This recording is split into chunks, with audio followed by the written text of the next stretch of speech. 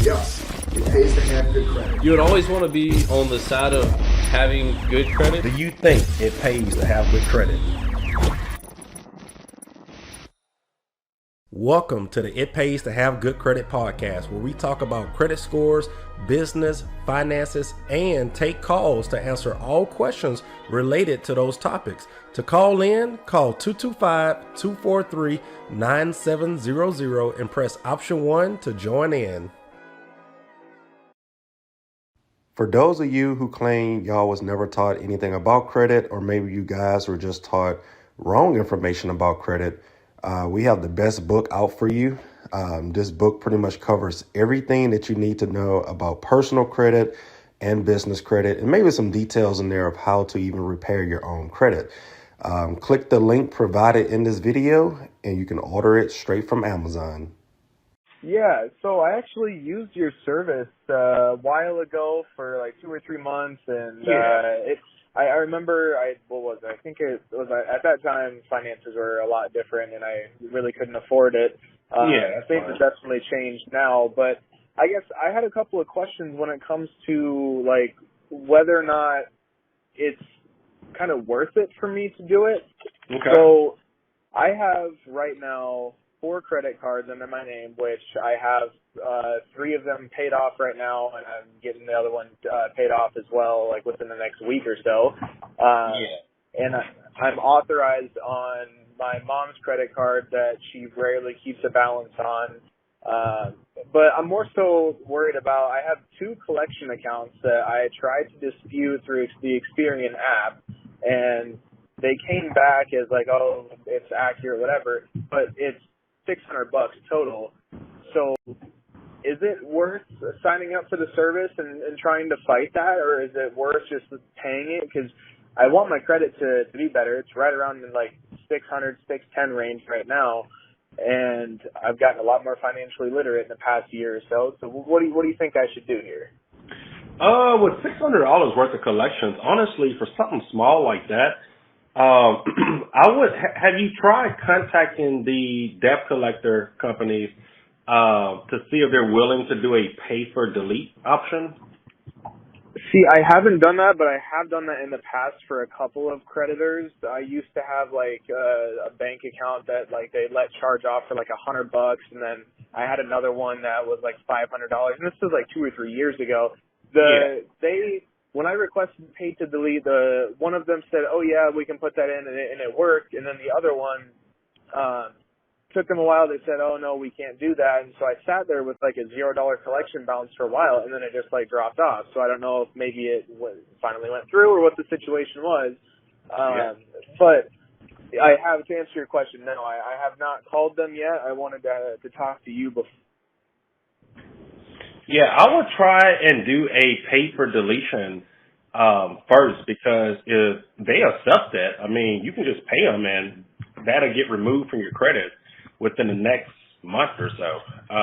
So that may be an easier option. Usually, I don't recommend doing that if it's like thousands of dollars and stuff like that. Yeah. But for a few $100, normally you can settle with them. I mean, $600, you can pay, $300, $400 and settle with them, and maybe they'll be willing to, report an error to the credit bureaus, or, do what they have to do to get that item removed from your credit. So for something like that, I would just recommend doing that. Yeah, and then I guess that makes a lot of sense, and I think either this afternoon or tomorrow I'll give them both a call to figure out who the main creditor is, because I know one of them is like $435 and the other one is like, I think $190 or whatever. Yeah. And I guess, so the other side of it is inquiries and whatnot. I mean, what is most important on the credit score itself? Because I know obviously credit card utilization is super important. I have an auto loan, but I've never missed a payment, and I have, I think, 2 or 3 paid off vehicles on my report. So I have to imagine that those 2 collection accounts, and my credit cards for a little while did have high balances. I was trying to just have auto pay on the minimum payment until I could afford to just pay them off type of situation. But what is the biggest factor that would hold you from having like a 650, 700 if you don't have a lot of debt in the first place? Usually it all comes down to three things. Because after this, really nothing else matters. So one is any type of negative accounts. So of course, getting those collections removed, because with those being reported, your scores aren't going anywhere. It doesn't matter if the balance is 1,000 or 0. If that item is listed as a collection or a charge off, the scores are probably going to stay, in the 500s, low 600s, and they won't go above that. Okay, so that's one thing, negative accounts. The second thing is credit card utilization. You were just talking about that, So a lot of times people have balances reported on their credit report from their credit cards because they either paid the minimum payments or they didn't pay it off in full every month. Any time that you have large balances on your credit cards, your utilization rate spikes up, which hurts your score. It literally can kill your score. I've seen a person go from a 750 to like a 580 just because their credit cards were maxed out and they literally had 0 negative items on their credit. So credit card utilization, that's the next thing you need to look for. So negative accounts and credit card utilization. Number 3, and this is usually the final last thing, you may not have to worry about this, but you need to look into how many positive accounts you have. So the goal with credit is for every 10 accounts that you have in good standing, open or closed, these are accounts that you never missed a payment on. For every 10 of those accounts, it is somewhat okay to have one negative account. And the issue is a lot of people have that ratio flip-flop. They may have 3 positive accounts, but 6 or 9 negative accounts. And, no matter how much you pay your bills on time, your scores are never going to move because you got more bad stuff on your credit than good stuff. So you need to look at that ratio of how many positive accounts you have and how many negative accounts you have. You have those 2 collections on there, and your scores aren't really, moving like you wish they should, and those collections can't get removed, then you need to focus on just adding secured accounts, adding a secured credit card, adding some type of credit builder loan or something, whatever it takes to get that ratio, on the opposite ends. You just want to have at least 10 times more good accounts reported than bad accounts. Gotcha. So when it comes to, like, let's say I can call in, I settle on these 2 collection accounts, I get those off of my credit reporting, and then, like, between my what is it? I have a Capital One Quicksilver card that has a limit of like $1,100, and that's usually what I if I'm gonna I like to use my credit card because of the rewards. And I just make sure that I make payments all the time on my credit cards, but I have an Apple card that has a $500 balance. That one's a 0. I don't owe anything on that. A $500 limit with no balance. And then I have a Capital One Platinum card with a $400 limit that has no balance on it. And what is the other one I'm thinking of here? I have one with my local credit union, which I want to say that one was closed out like I want to say it was like 6 months ago or something. Yep. And I make the payments on it. I am going to just pay it off in full. I think I owe like $400 or $500 left on it. So, with that being said, so if I can get those collections off of there, do that. I know I have some inquiries on there, which, I don't know that I can do anything about that. I guess the next question is, how do I start showing these, credit card companies like, hey, he can have a higher limit on a credit card. Of course, I know you need to have a higher score and you need to have good history of payments, but I find myself like, I'll go out on a weekend and use my my platinum card, put $300 on it, knowing I have a $400 limit, and then I have to wait until it posts on Monday before I can pay it off. And it's just like a back and forth game of like paying off the card. And then I've gotten to the point where I'm like, okay, I'm just going to not have a balance on the low limit cards and only use my like Quicksilver card and do stuff like that. But I guess I want to be able to get other credit cards. I've done a bunch of research. I want to be able to have like the Chase, the nice ones that will basically let you fly for free and whatever else. But I'm obviously not going to be able to get that with a 600 score.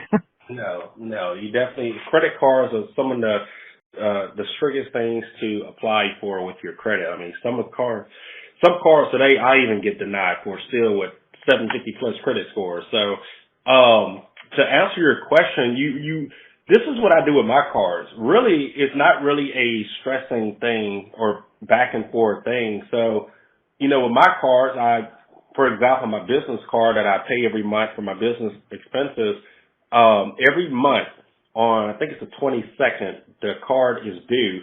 And then the statement date is the 28th of each month. So regardless, that week, I don't use my card at all until after it reports. And then all throughout the following month, up until, the due date again next month, I can use my card, I can max it out, because none of that stuff reports to the credit bureaus. The only thing that reports is the current balance on the statement date. So, it's fine to use your card, max it out. You don't have to stress about it reporting until it's the statement date. And then, of course, the due date determines if the card is paid in full or not paid in full, and you pay interest on that account. So the due date really has nothing to do with credit reporting. It just determines how much interest is being added. So if you have a zero balance on the due date, then interest is, of course, $0 on a $0 balance.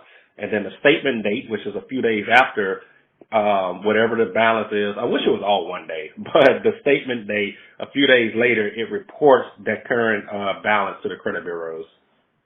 Okay, so that would make a lot more sense, because I've had times in the past where on the due date, I completely pay off one of my cards, and then like the next day or 2 days later, I go out, I grab dinner, whatever it may be, and I put 60 or 70 bucks on the card, and then I get a notification like 2 weeks later and be like, hey, your reported balance of like $70, and I get the interest charge for that. I'm like, I thought I paid that off. How does that make sense? And that makes more sense. I didn't know there was 2 different dates to worry about. Yeah, it's all silly if you look at it. Like, I just wish everything was literally on one date, because, like I said, I have to pay for business expenses, and a lot of times I don't want utilization reporting on my credit at all. Like, for example, I have like probably 10 different credit cards, but I only use 2 or 3 of them. If I look at like my Credit Karma or something and it shows credit card utilization, it's literally 0% balance reported on every single one. But right now, like my Wells Fargo, I got that thing maxed out right now, and within, let's see when the 22nd is, I got like 2 weeks left before I pay it off. Sometimes throughout the month, like if I have to buy something else, I will just use my cash to just pay it off, and then just swipe my credit card for whatever I need to pay so I can get the 2% rewards from it. But outside of that, I only pay my stuff once a month, and then kind of repeat the process. But for that 3 to 4 day period between the due date and the statement date, I don't use it at all. Let it report at 0, a few days later. And then as soon as I get that email that says your statement has closed or your billing cycle has ended or something like that, you usually get an email that says that. As soon as I get that alert, I start using it again. Interesting. I did not know there was a separate date to worry about, and that would make sense as to why I've had times of having utilization. So the people. So I see there's a guy on Facebook that I follow. He used to post a bunch about like credit card stuff and whatever else, and he was doing like payments every single day and trying to just like constantly have like a $0 balance. Does it matter to do something like that, or does it like you said, doesn't matter at all as long as it's not at all when the day hits and the not statement date? Yeah, no one sees that but you. The bank doesn't look at that. The credit bureaus for sure don't see it. No one sees anything besides 2 days, statement date and the due date. That's all that matters. It doesn't. So here's another thing. Okay. Let's say you have a $1,000 credit card, and I'm going to give you 2 examples here. One example A, you get that $1,000 credit card, you max it out, and at the end of the month, you pay it in full.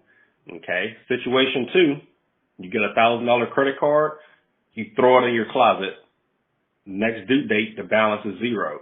Do you know which one is better?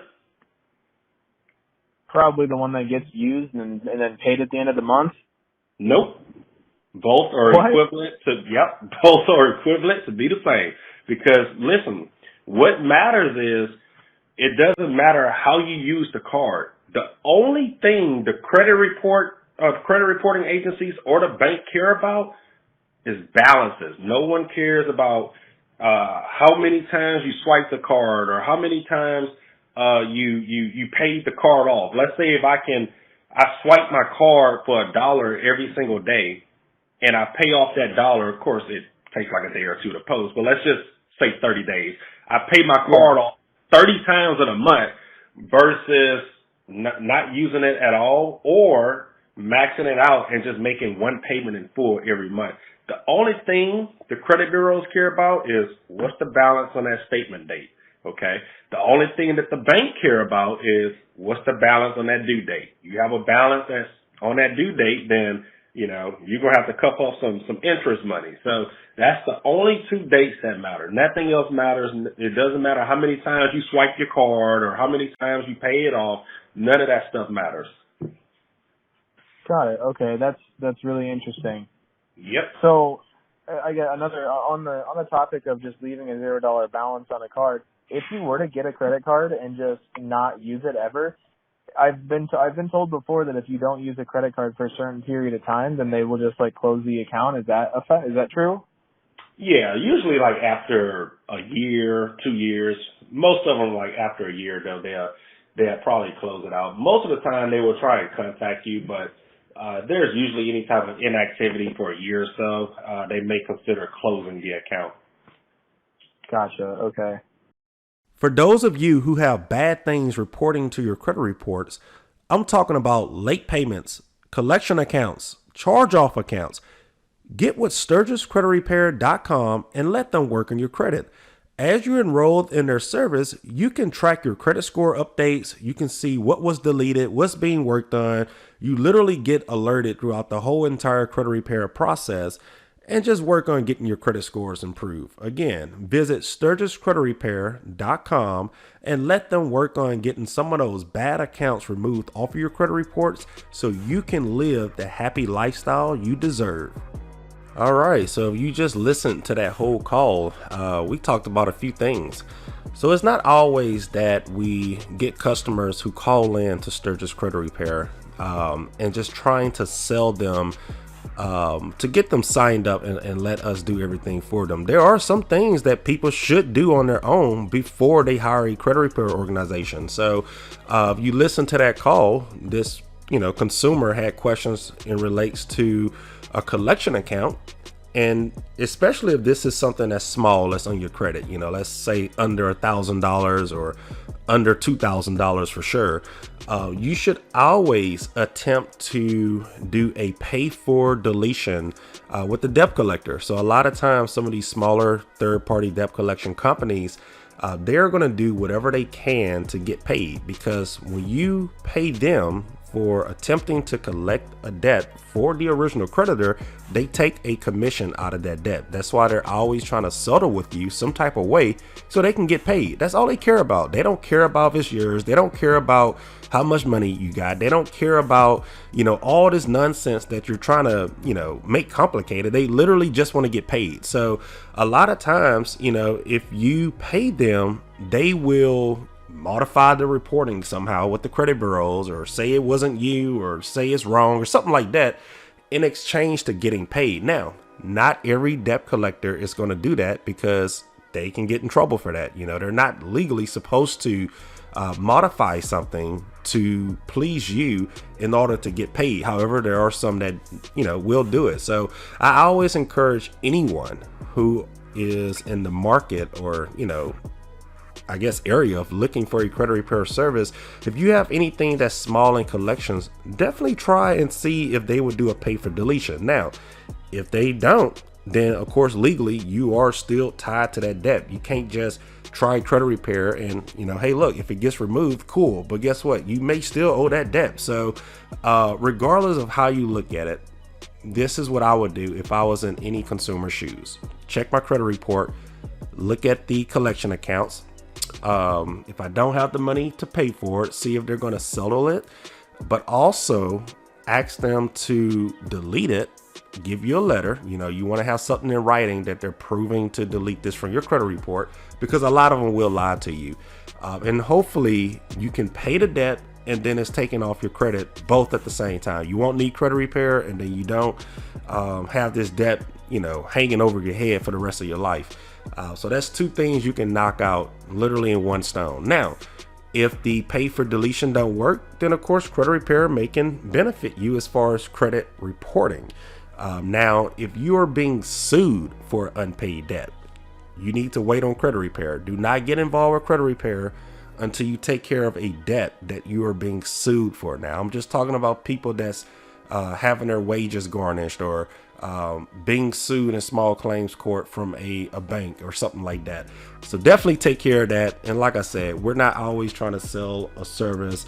There are many callers who call in and we just give them great advice, you know, teach them how to use their credit cards, teach them what they can do on their own before they hire a credit repair service. So if anyone's listening to this and you're, you know, in the similar shoes as this person who just called, reach out to us. If you use credit to improve your lifestyle and would like to share your story on the It Pays to Have Good Credit podcast, feel free to reach out to us at info@sturgiscreditrepair.com. Sturgis is spelled STIRGUS, creditrepair.com.